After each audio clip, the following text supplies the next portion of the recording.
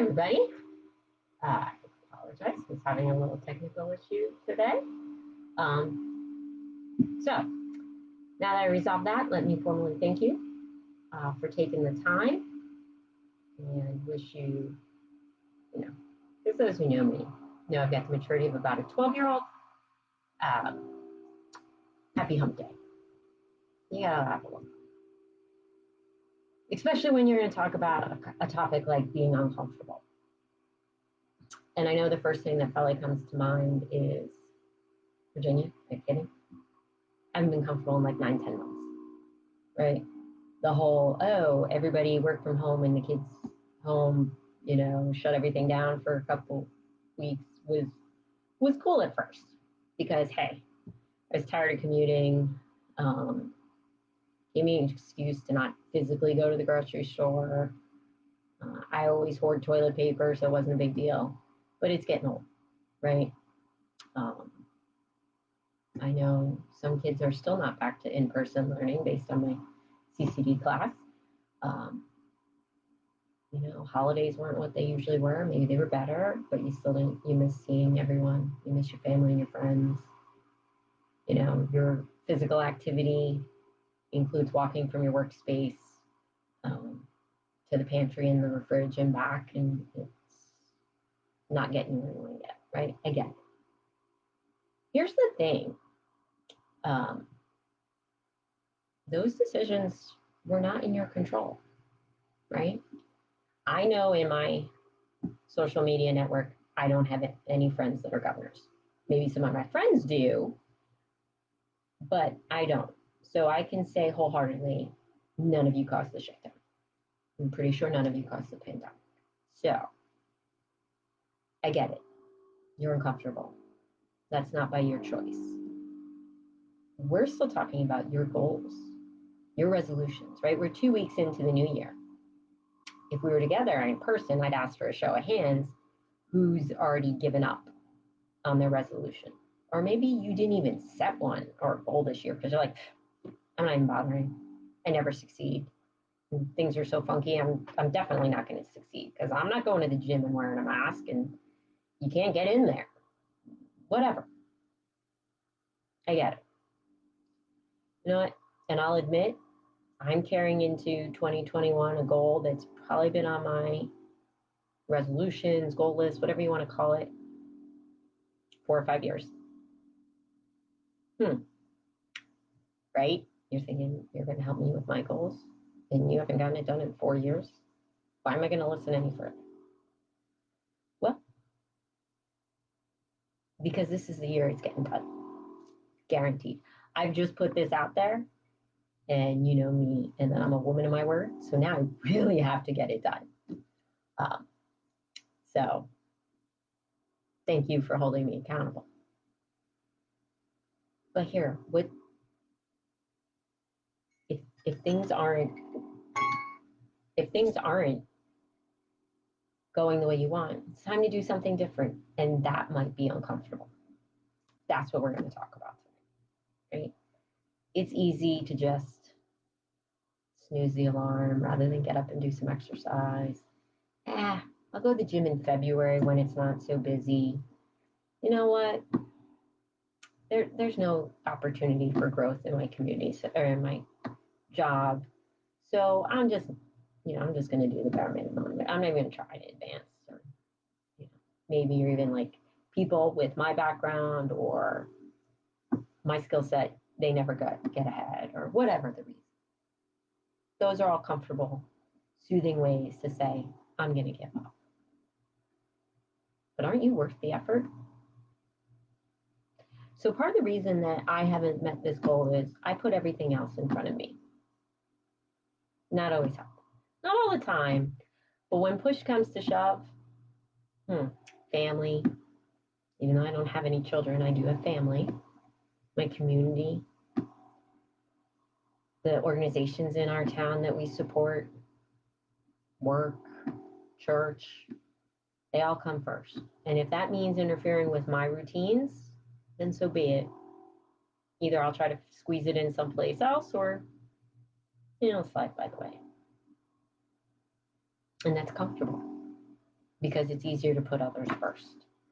This year, I'm not. That's hard for me, you know? So I'm asking you to think about those things. What do you do to get in the way? We're not talking about big things. I'm not saying go run 4 miles tomorrow if you've never even walked a block. It's the little things. What are getting in your way? Why do you usually not have the success? Let's think about those. The two things we can control, right? Our attitude. So you can say, hey, I never achieved my goal, so I'm not going to try. Or you can say, you know what? There's other times I've met my goals. Why am I not doing this one? I can do this. Or say your goal is to run a marathon. Great. You know it's going to be long term. That's controlling your attitude. You know you're not going to get up tomorrow, put on a pair of sneakers, and run 26 miles. Probably going to start small and train and work towards it. It's a long term goal. But you're going to do the work. And that's part of the mindset. Hey, I know I'm not going to have results overnight. We'd all love to wake up on January 1st, set our resolutions, and boom, by the 3rd, we've gotten a promotion, we've paid off all of our debt, and we're 10 pounds lighter. It's not going to happen, right? So if your mindset and your attitude is that it's going to happen like that, that's probably not realistic, and that's probably getting in your way. So you got to change it. What's reasonable? What's realistic? Right? What's the mindset? What do you need to think about to know I'm going to be successful? Maybe it's that it takes a while to achieve the results, not setting the goal of I'm going to lose 10 pounds this month. Maybe it's I'm going to lose a pound a week or a pound every 2 weeks. And you're okay with that because you're seeing progress. That controls your attitude, your mindset. The other thing you control are your actions. Hey, it's a lot easier to snooze the alarm and run around like a lunatic than to get up and do yoga or get on the bike or do Peloton or go to the gym or whatever it is you do. But that's not going to get you to your goal. If your goal is to run a marathon, you're going to have to get up and hit the treadmill and get out in the street and run. You've got to take control. Only you can do that.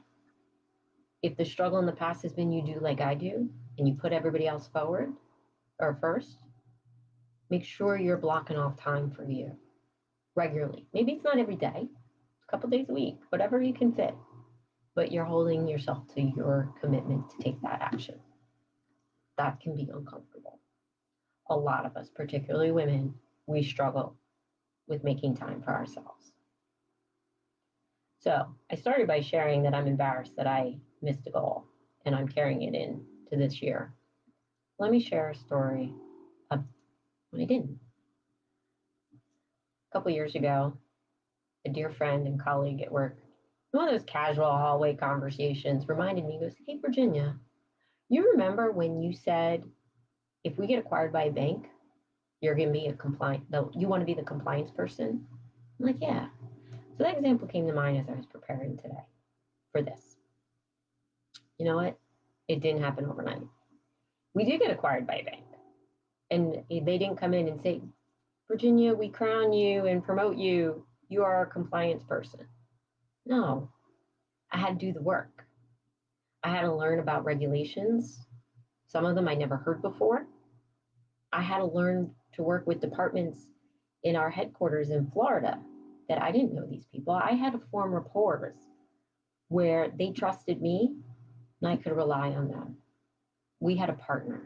I developed those rapport remotely and not with the benefit of Zoom or some other video conferencing where you could see reactions, through email and phone calls. I learned all these regs. I had to do tasks and assessments I'd never done before. And it didn't happen overnight, but I did the work consistently. I had held myself accountable.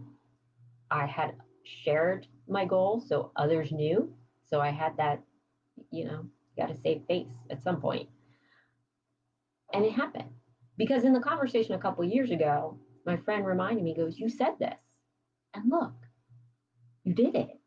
And it took a few years, but I did. It was commitment, consistency, and yeah, uncomfortable a little bit. There were some tiresome nights as I read things, some long days, yeah. But I got the reward. I hit the goal. I thought about another friend who, while she was struggling to study for the internal certified internal auditor exam, which I understand is grueling in three parts and kind of like a CPA exam, which sounds awful to me, but good for her. She was questioning it. She was uncomfortable. She was like, why am I doing this? She was in her early 40s. She had been in her career managing a commercial loan portfolio for years and was doing well, and then decided, I'm going to make a career change. Was that comfortable? No. She already had a spouse and children and a house and was active in volunteer organizations and a job. This was one more thing. But she did it, as uncomfortable and painful as it was. And it didn't happen overnight. She held her commitment to herself. And you know what? She's one of the most respected people in her department. She's advanced beyond people who've been there for years because she set a goal. And as uncomfortable as the work was, she did it. And it wasn't always easy, but she was consistent and persistent. And I'm sure some days she might not say she's enjoying the benefits because she has a lot of work. But it doesn't matter where you are in life. It doesn't matter what the goal is. The point is, if you're willing to do the work, even when it's uncomfortable, you'll get the results. You know, I keep seeing articles on dry January, right? That's not comfortable. You'd probably much rather, if you're doing that, have your glass of wine with dinner or your Friday night cocktail or whatever you do.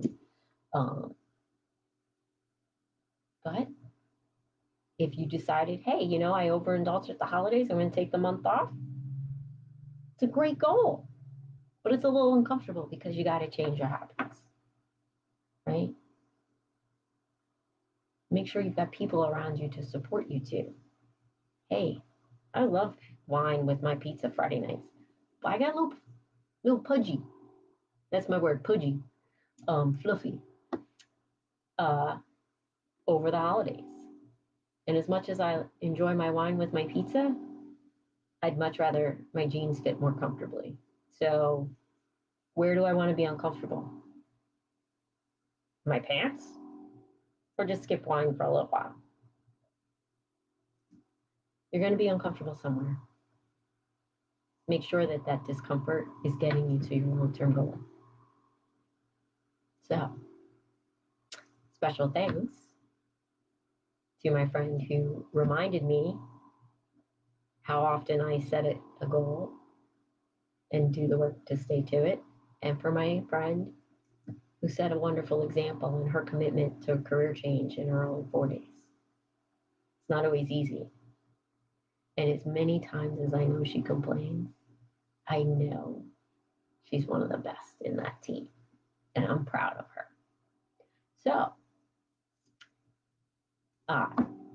let me know what your success is as we move forward, or reach out, and I'm happy to help you get there so that I can brag about you in a future Facebook Live.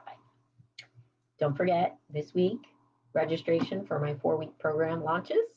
We'll be doing it via Zoom, and it's about helping you set your goals and achieve them. Now, granted, we're going to work so that you're not setting your goal that you're running a marathon tomorrow. We're going to make it realistic and explore what's getting in your way and keep you on the right path. So remember, that's a 4-week program. It starts the end of this month, and watch for registration later this week. So again, thank you for taking the time, and happy hump day.